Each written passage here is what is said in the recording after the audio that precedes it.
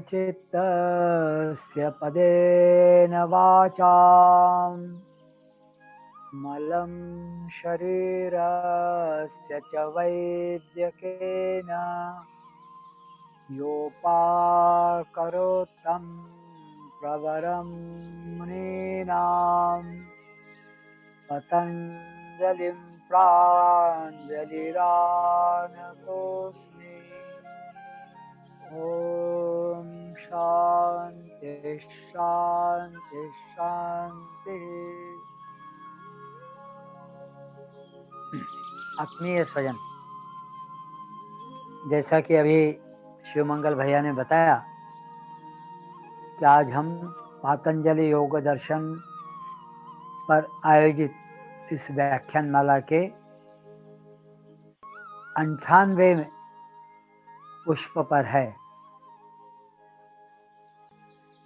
कल हमने कैवल्य पाद अर्थात चतुर्थ पाद पातंजलि योग दर्शन का उसके 34वां अर्थात अंतिम सूत्र का विवेचन आरंभ किया था। उसका कुछ भाग रह गया था। वह सूत्र है पुरुषार्थ शून्यानां गुणानां प्रतिप्रसवः कैवल्यम स्वरूप प्रतिष्ठा वा चिति शक्ति रीति। ऐसा यह सूत्र है। तो पुरुषार्थ शून्यानां गुणानां प्रतिप्रसवः कैवल्यम, यह भाग हम कल देख चुके हैं।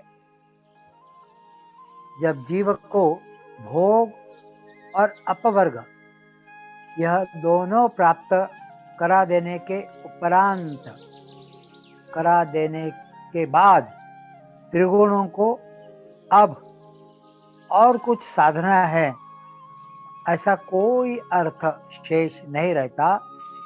यह उनकी पुरुषार्थ शून्यता है। अब कुछ करने के लिए शेष है नहीं। इस रीति से, इस पद्धति से, इस रूप से पुरुषार्थ शून्य हुए गुण अब उनके जीवन का कोई प्रयोजन नहीं है। तो प्रयोजन के अभाव में वे अपने अपने उपादान, जहाँ से वे निर्मित होते हैं, उन उपादान कारणों में वह विलीन हो जाते हैं। यह उनका प्रतिप्रसव है। यही कैवल्यावस्था है अथवा चिति शक्ति, यानी जो चेतन पुरुष अविद्या के नाश के कारण वृत्तियों से सारूप्य उनका नहीं हो पाता और इस प्रकार वह अपने नित्य सिद्ध स्वरूप प्रतिष्ठित वह हो जाता है। यही कैवल्यावस्था है। और अंत में चिति शक्ति रीति, चिति शक्ति इति। अब इति का यहाँ पर यह जो उद्घोष है, वह यह पद, यह शास्त्र समाप्त हुए का निर्देशक, इसलिए यहाँ पर उसकी योजना हुई है। तो कल हमने पुरुषार्थ शून्यानां गुणानां प्रतिप्रसवः कैवल्यम यह देखा। आज हम थोड़ा सा स्वरूप प्रतिष्ठा वा चिति शक्ति ही जरा सा देखने का प्रयास करते हैं। कल हमने देखा था कि सात्विक, राजसिक यह अहंकार क्रम से सत्व और रज इनमें, इन महत्वत्वों में विलीन हो जाते हैं। और इस प्रकार जीव भाव की जो उपाधि है, ऐसे जो 17 तत्व, पंच प्राण, पंच कर्मेंद्रिय, पंच ज्ञानेन्द्रिय, मन और बुद्धि, यह जो सब कुछ हमने देखा था पूर्व में, तो वह जिससे यह सूक्ष्म देह बना है, वह स्व कारण में विलीन हो जाता है। तो उसका स्थूल देह से संबंध नहीं रहता है। तो फिर वह स्थूल देह अचेतन हो जाता है। फिर सृष्टि नियम के अनुसार काल क्रम से और अन्य निमित्तों के कारण उस देह के जो व्यष्टिभूत पृथ्वी, आप, तेज, वायु, आकाश आदि यह जो महाभूत है, समष्टिभूत महाभूत, इसमें यह व्यष्टिभूत भूत महाभूत इसमें विलीन हो जाते हैं और उस कारण उसके देह का वहाँ पर अचेतन हो जाना अथवा देह का नाश हो जाना, देह का विसर्जन हो जाना, ऐसा होता है। इस प्रकार उस जीव का जन्म मरण रूप यह जो संसार यात्रा है वह समाप्त हो जाती है।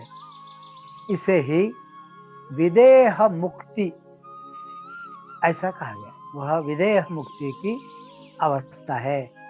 यहाँ पर जीव भाव के कारण होने वाले चित्त के स्व उपादान भूत सात्विक अहंकार में जो प्रविलय होता है उसका अरूप नाश हो जाता है। अविद्यावस्था में चित्त में देह पर अहंता और अन्य विषयों पर ममता और राग द्वेष मूलक असंख्य वासनाएं और शुभाशुभ कर्माशय आदि चित्त में बसे रहते हैं। तो जब अपरोक्ष साक्षात्कार सत्वापत्ति इस प्राथमिक भूमिका पर आरूढ़ होती है तो वह चित्त की यह व्यावहारिक जो अवस्था है इसका फिर नाश हो जाता है। चित्त जैसे ही सत्वापत्ति इस प्राथमिक भूमिका पर आरूढ़ होता है साक्षात्कार की, तो चित्त की जो व्यावहारिक अवस्था है उसका नाश हो जाता है। लेकिन यहाँ चित्त स्वरूपतः नष्ट नहीं होता है, चित्त तो बना रहता है, लेकिन उसकी इस भूमिका की जो व्यावहारिक अवस्था है वह उसका नाश होता है। तो चित्त तो बना रहता है, स्वरूपतः वह नष्ट नहीं होता है। क्यों? तो आगे विवेक निम्नम कैवल्य प्रागभारम वह रहता है और इसलिए यहाँ चित्त का स्वरूप नाश होता है ऐसा कह सकते हैं। लेकिन चित्त अभी रहता है, लेकिन उसके जो भिन्न भिन्न रूप है उनका नाश हो जाता है। तो जीवन मुक्तावस्था में यह स्वरूप नाश भी हो जाता है, चित्त का यह स्वरूप नाश भी हो जाता है। और जैसा ऊपर बताया, चित्त स्व कारण में, तो जहाँ से चित्त की उत्पत्ति हुई है स्व कारण में वैसे जैसे लीन होता है उसका अरूप नाश भी हो जाता है। उसका स्वरूप नाश जो रूपवान होता है विभिन्न इसमें काम करता है, और अरूप नाश, अब चित्त का कोई रूप नहीं है तो वह अरूप नाश भी हो जाता है। यानी यहाँ चित्त का रूप ही नष्ट हो जाता है, मतलब चित्त पूर्णतः समाप्त हो जाता है, नष्ट हो जाता है। तो चित्त ज्ञानेन्द्रिय, प्राण, कर्मेंद्रिय स्व कारणों में, मतलब अपने अपने कारणों में विलीन होते जाते हैं और उस कारण देह भी अचेतन होकर गिर जाता है। तो देह का भी फिर नाश होता है। तो वह स्थूल देह के 5 जो भौतिक घटक पृथ्वी, आप, तेज, वायु, आकाश आदि, वह सृष्टि क्रम के अनुसार महाभूतों में विलीन हो जाते हैं। इस प्रकार जीवन मुक्त योगी का स्थूल और सूक्ष्म देह से किसी भी प्रकार का संबंध फिर नहीं रहता है, वह उससे हट जाता है। उस अवस्था को विदेह मुक्ति ऐसा कहा गया है। तो जो जीवन मुक्त योगी होता है, जिसका देह के साथ किसी प्रकार का कोई संबंध नहीं रहता, देह में हो तो सकता है लेकिन देह के साथ कोई संबंध नहीं, ऐसी जो स्थिति उत्पन्न होती है उस अवस्था को विदेह मुक्ति ऐसा कहा जाता है। तो जीव को प्रत्येक जन्म में मृत्यु रूप स्थूल देह वियोगावस्था प्राप्त होती है, लेकिन इस अवस्था में उसका सूक्ष्म देह से जो संबंध रहता है वह टूटता नहीं है। वह देहांतर तो करता है, योन्यांतर तो करता है, लेकिन उसका सूक्ष्म देह के साथ संबंध बना रहता है। देह तो छूट जाता है लेकिन स्थूल देह छूटता है, सूक्ष्म देह नहीं छूटता है। तो सूक्ष्म देह के साथ उसका संबंध छूटता नहीं है, टूटता नहीं है। उस समय चित्त, ज्ञानेंद्रिय और कर्मेंद्रिय, इनके सूक्ष्म संस्कारों से युक्त जो प्राण होता है वह स्थूल देह से तो उत्क्रांत होता है, इसलिए स्थूल देह अचेतन होकर गिर जाता है, फिर भी सूक्ष्म देह के साथ जीव का संबंध वैसा ही बना रहता है। वही तो जाता है, तभी अगले जन्म में फिर वहां से आगे की कार्यवाही शुरू होती है, क्योंकि सूक्ष्म देह वैसा ही बना रहता है। लेकिन इस सूत्र में क्या बताया है, तो गुणों का प्रतिप्रसव होता है, मतलब गुण जहां से उनका उपादान हुआ है, निर्मित हुए, उसी में जो वापसी होती है। तो गुणों का प्रतिप्रसव होते ही देह और इंद्रिय, इनको जो प्रवर्तक जो प्राण है उनसे विमुक्त हो जाता है। गुणों का प्रतिप्रसव होकर देह और इंद्रिय, इनका जो प्रतिप्रसव प्रवर्तक जो प्राण है, इनसे विमुक्त होकर अपने उपादान भूत समष्टि रजोगुण में विलीन होता है। कौन? तो जीव है। जीव अपने समष्टि उपादान भूत रजोगुण में विलीन होता है। तो अज्ञानावस्था में जीवन को मृत्यु प्राप्त हो गया और यह प्राण सूक्ष्म देह के संस्कारों से युक्त होकर परलोक गमन करता है। अज्ञानावस्था में जीवन को जब मृत्यु हो जाती है तो प्राण सूक्ष्म देह के जो संस्कार है उनसे युक्त होकर परलोक गमन करता है, लेकिन यह विदेह मुक्त अवस्था में वह योगी के शरीर के पांचों प्राण ऐसी जगह पर है जो स्वोपादान भूत रजोगुण में विलीन हो जाते हैं। विदेह मुक्त अवस्था में क्या होता है, तो परलोक गमन तो पहले संस्कारों के साथ युक्त होकर होता है, लेकिन विदेह मुक्त अवस्था में उस योगी के शरीर के पांचों प्राण ऐसी जगह पर स्व उपादान भूत रजोगुण में विलीन हो जाते हैं। न तस्य प्राणा उत्क्रामंती, बृहदारण्य उपनिषद में आया है। आदि श्रुति वचन इसी वस्तुस्थिति का वर्णन करते हैं। यह थोड़ा सा समझने के लिए एक उदाहरण लेते हैं, और वह उदाहरण है तुकाराम महाराज का। तुकाराम महाराज कहते थे ना, याची देही याची देवळा, पाहीन मुक्तीचा सोहळा। इसी देह से, इन्हीं आंखों से मैं मुक्ति का उत्सव, मुक्ति का सोहला मैं देखूंगा, ऐसा वे कहते थे।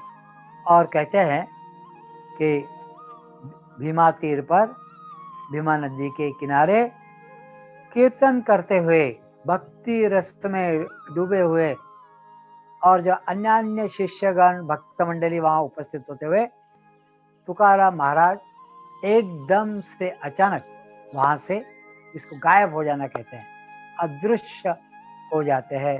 लोगों को समझ में नहीं आता क्या हुआ।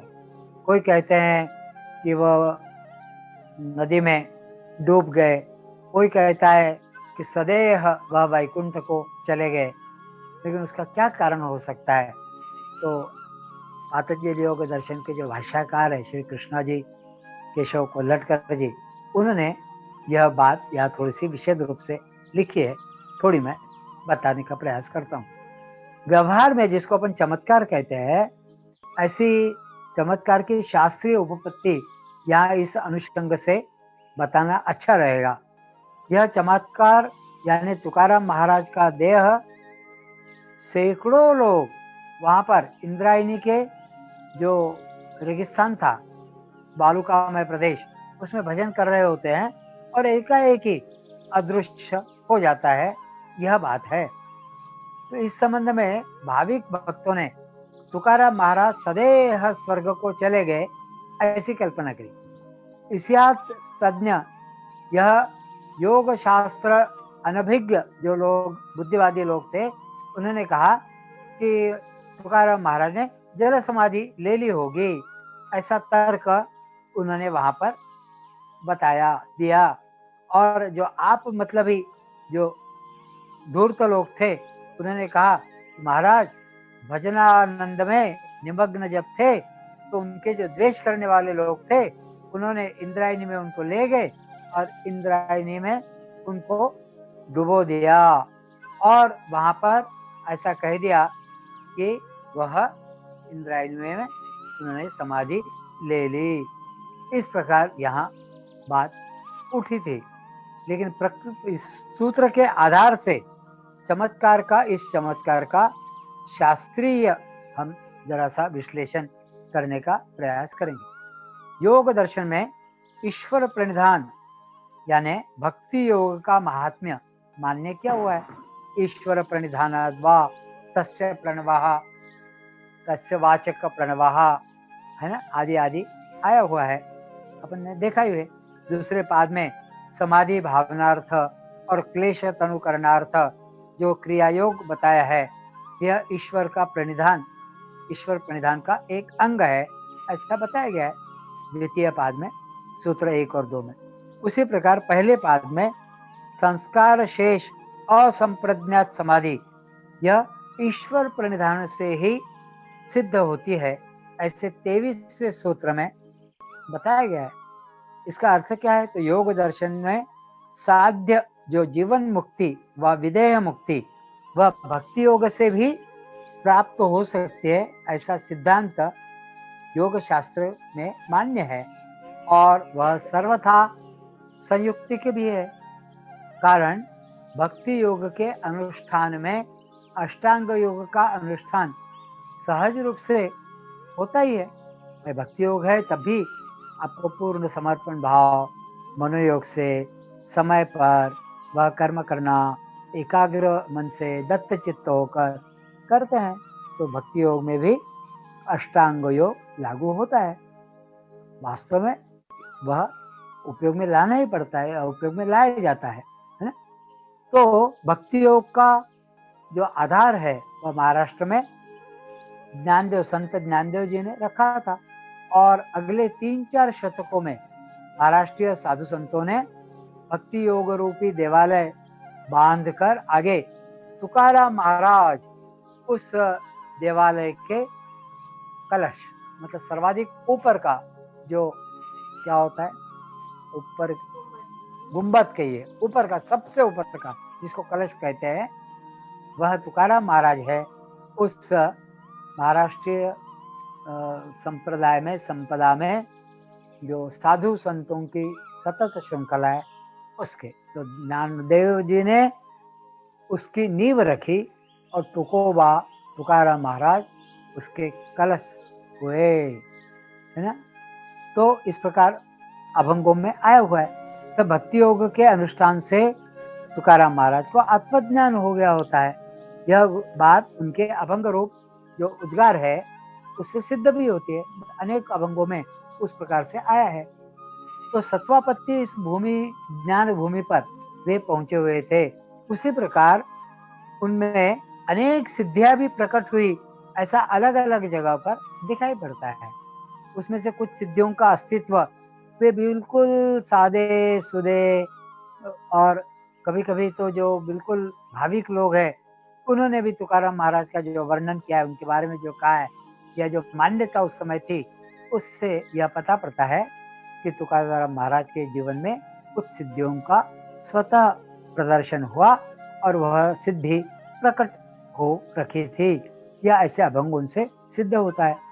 त रूढ़ सत्व चमत्कार, इस असंशक्ति नामक दूसरी ज्ञान भूमि पर भी तुकाराम महाराज पहुंचे हुए थे, इस पर भी कोई संदेह रहता नहीं है। तो भजनानंद में जब वे निमग्न होते थे तो अनेक बार वह बिल्कुल देह भान भूल जाते थे, रहता ही नहीं था। और वह जब देह भान पर आते थे तो उनके मुंह से शब्द निकलते थे, विष्णुमय जगत, वैष्णवों का धर्म, आदि आदि तुकाराम महाराज के मुंह से शब्द निकलते थे। इसका अनुभव वे लेते थे। विष्णुमय जगत मतलब हर एक व्यक्ति में वह विष्णुमय है, ऐसा वह अनुभव लेते थे। इससे वे पदार्थ भाविनी इस तीसरी भूमिका पर भी आरूढ़ हो गए हैं, यह बात भी सिद्ध होती है। तो इंद्रायणी के उस बालुकामय प्रदेश में भजनानंद में उनकी वह वृत्ति सर्व बाह्य वृत्तियों का निरोध हो जाने के बाद आत्माकार बन गई होती होती थी। और उस कारण अब वे कहते थे, अब नहीं आना जाना, अब यह सहज रूप से अब यह समाप्त हो गया है। इस प्रकार वह व्युत्थानावस्था में आकर सूर्यगा भूमि पर वह गए हुए थे, ऐसे शब्द उनके मुंह से निकलते थे। चारों स्थितियां हो गई थी, चारों स्थितियां हो गई थी। तो इस प्रकार वह धीरे धीरे सूर्यगा भूमि तक पहुंच गए थे। ऐसे समय में जीवन मुक्ति सुखोपभोग से प्रारब्ध कर्म का क्षय होकर उनका स्थूल और सूक्ष्म देह के त्रिगुणों की परिणाम क्रम समाप्ति हो गई थी, और उस कारण प्रति प्रसव होने का उनका क्षण समीप आ गया था।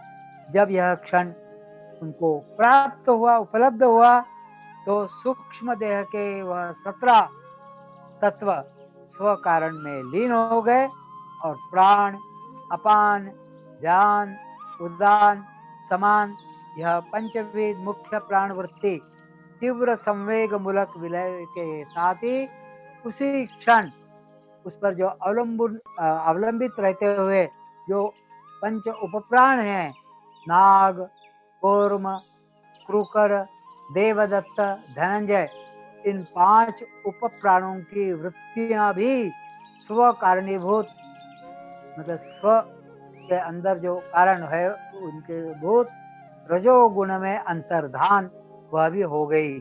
तो मृत शरीर में स्थौल्य, आकार आदि जो धर्म धनंजय इस उप प्राण वृत्ति के कारण टिक कर रहते हैं, लेकिन इस जगह पर मतलब तुकाराम महाराज जो है वह मुख्य प्राण वृत्ति और गौण उप प्राण वृत्ति, यह नाग, कुर्म, क्रूकर, देवदत्त और धनंजय, इन उप प्राण वृत्ति इन सब का विलय एक ही क्षण में हो गया और स्थूल देह के 5 भौतिक परमाणु मृत शरीर आकार से एकत्र रखने वाली कोई भी शक्ति वहां पर बची नहीं, और उस कारण परमाणुओं का भी प्रविलय समष्टिभूत स्थूल भूतों का उसी क्षण हुआ। और तुकाराम महाराज का शरीर पूर्व क्षण में भक्तगण को जो दिख रहा था वह उत्तर क्षण में एकाएक अचानक चमत्कारिक रूप से बिल्कुल वहां पर नहीं दिख रहा था और दृष्टि के परे वह चला गया। और भक्तजनों को लगा कि जिस अर्थ से तुकाराम महाराज का शरीर देखते देखते अदृश्य हुआ, उस अर्थ से वह सदैव ही वैकुंठ को चले गए होंगे। तो यह उपपत्ति ध्यान में रखने से लाक्षणिक अर्थ से तुकाराम महाराज सदैह वैकुंठ को गए ऐसे मन कहने के लिए कोई दिक्कत नहीं है, लेकिन उसका मूल कारण ऊपर का जो प्रतिप्रसव यह बात बताई गई है, वह तुको तुकाराम महाराज के स्थूल शरीर, सूक्ष्म शरीर और इसके जो परमाणु वह ईश्वर के विराट स्वरूप में विलीन हो गए, और चित्त यह उपाधि नष्ट होते ही उसमें भी जो उपाहित जो चैतन्य सर्वाधिष्ठान भूत चैतन्य में वह भी विलीन हो गया। जैसा कोई आईना फूटता है, टूटता है, तो उसके परमाणु जैसे पृथ्वी पर जहाँ से उत्पन्न हुए थे उसी पृथ्वी में जाकर, मिट्टी में जाकर मिल जाते हैं, और उसमें से जो प्रतिबिंब भूत तेज, तेजो निधि सूर्य में जैसा विलीन होता है, वैसा ही अष्टांग योग अनुष्ठान से योगी का पौरुष प्रयत्न के बल पर जो गति प्राप्त होती है, उसी में सर्व भार सर्व भार ईश्वर पर डालकर भक्ति योग से प्राप्त हो जाती है। यह बात योग शास्त्र को भी मान्य है। अर्थात सूक्ष्म शरीर, स्थूल शरीर और चित्त भी पूर्ण रूप से पंच महाभूतों में और पूर्णतः उस ईश्वर प्रदत्त शक्ति में विलीन हो गया, ऐसा यहाँ पर हमें कहना चाहिए और मानना चाहिए। तो हान दृष्टा दृश्यों संयोग का अभाव, हान यानी आत्मा का कैवल्य, हान ही आत्मा का वास्तव में कैवल्य है। इस पर विचार कर अभी हम प्रकृत सूत्र का जो बचा हुआ थोड़ा सा भाग है उसको देख लेते हैं। ऊपर बताया हुआ प्रतिप्रसव जब हो जाता है तो जीव का जीव भाव संपुष्ट में आता है, समाप्त हो जाता है, वही विदेह मुक्ति है। इस अवस्था को कैवल्य ऐसा योग शास्त्र में संबोधित किया गया है। अब यहाँ पर एक शंका ऐसी उपस्थित होती है कि त्रिगुणों का जब प्रतिप्रसव यदि कैवल्य है, तो फिर जीवन मुक्ति ऐसी कोई अवस्था मानने का कोई कारण तो बनता नहीं है, क्योंकि कैवल्य प्राप्त होते ही प्रतिप्रसव तो हो जाता है, फिर जीवन मुक्ति कैसे होती है कैवल्य होने के बाद? तो इस पाद के 25वें सूत्र में से 31वें सूत्र तक ऐसे सूत्र बताए गए हैं कि जीवन मुक्तावस्था को ही वे लागू होते हैं। इस प्रकार दूसरे पाद के 25वें सूत्र में भी कैवल्य का स्वरूप बताया गया है, वहां पर भी त्रिगुणों का प्रतिप्रसव यानी कैवल्य ऐसा नहीं बताया गया है। तो उस शंका का और विरोध का परिहार करने के लिए इस सूत्र का स्वरूप प्रतिष्ठा व चिति शक्ति ही यह पदे यहाँ पर डाले गए हैं। अब इन पदों का बारे में थोड़ा सा विचार जरा सा करते हैं, तो उनका भी इस विरोध का परिहार हो जाएगा। तो 25वें सूत्र से जीवन मुक्तावस्था के स्वरूप का विचार इसमें शुरू हुआ। इस क्रम से सत्वापत्ति, असंशक्ति, पदार्था भाविनी और तुर्यगा इन अवस्थाओं का विचार होने पर त्रिगुणों के परिणाम क्रम की समाप्ति होने पर आगे कौन सी अवस्था प्राप्त होती है यह बताना हुआ। उसमें तुर्यगा अवस्था के बाद त्रिगुणान का जैसे ऊपर बताया उसके अनुसार प्रतिप्रसव होता है, ऐसा बताया है। ऐसा प्रतिप्रसव होते ही जीवों की सारी उपाधियों से जीव की मुक्ति हो जाती है, जीव को मुक्तता प्राप्त होती है। तो यह जीवन मुक्तावस्था तत्वतः यदि योगी को मुक्तावस्था प्राप्त हो रही होती है तो भी उसका स्थूल देह अभी विद्यमान रहता है और वह फिर साक्षी भाव से अपने से जो पृथकत्व से देखते हुए उसके द्वारा वह जगत व्यवहार गुणा गुणेशु वर्तन्ते, इस न्याय से वह करता रहता है। और फिर आगे चलकर उदासीन वदासीनो गुणैर्यो न विचाल्यते, इस अवस्था में वह पहुंच जाता है और उसको मुक्तावस्था फिर आगे चलकर प्राप्त होती है। और फिर सूक्ष्म स्थूल देह उसके पूर्णतः मुक्त होने से, उसमें से निकल जाने से उसकी सदेह मुक्ति हो जाती है। तो कैवल्य का स्वरूप पुरुषार्थ शून्य हो चुके त्रिगुणों का महतत्व में प्रतिप्रसव होना और चेतन पुरुष अपने शुद्ध चिति स्वरूप में प्रतिष्ठित हो जाना, इस दो प्रकार से उसका वर्णन किया है। फिर एक बार, तो कैवल्य का स्वरूप इस सूत्र में क्या बताया है? कैवल्य का स्वरूप एक, पुरुषार्थ शून्य हो गए त्रिगुणों का महतत्व में प्रतिप्रसव हो जाना और चेतन पुरुष अपने शुद्ध अर्थात हानि की स्थिति में शुद्ध चिति स्वरूप में प्रतिष्ठित हो जाना, ऐसे दो प्रकारों से उसका वर्णन किया है। इसमें से पहले प्रकार से पातंजलि योग शास्त्र का यह मुख्य विषय है।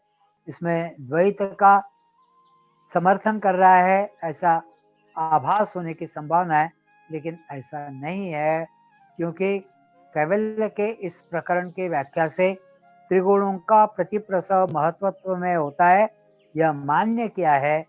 इसका मतलब ही है कि महतत्व और उसकी पहली जो व्यक्तावस्था है प्रकृति आदि, यह इसका प्रतिप्रसव होना यह जरूर है। इस दृष्टि से जो सांख्य द्वैत का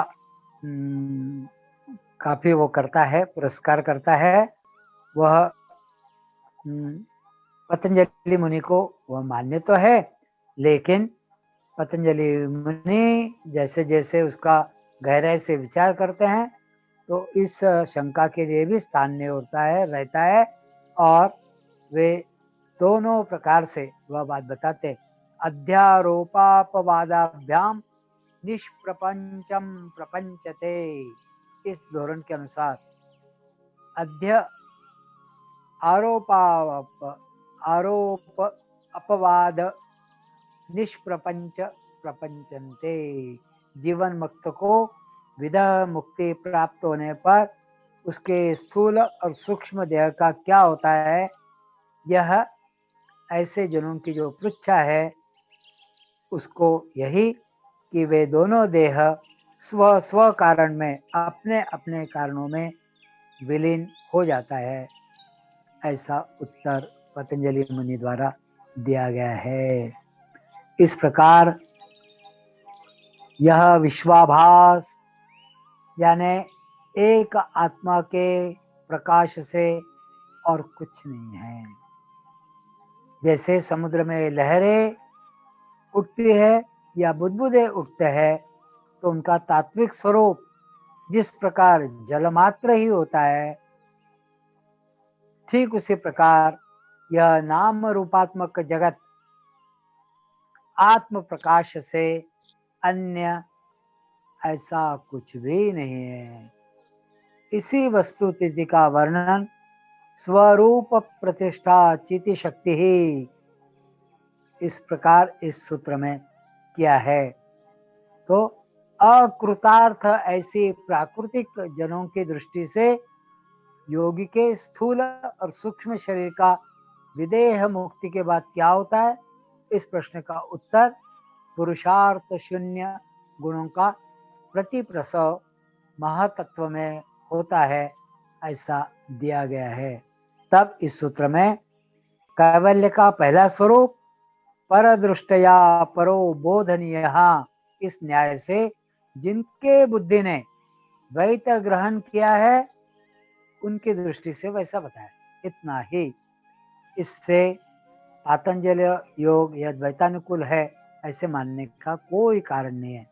इस सूत्र में इति या आखिरी का जो पद योग शास्त्र यहाँ समाप्त हुआ है, इसका द्योतक इस रूप में डाला गया है।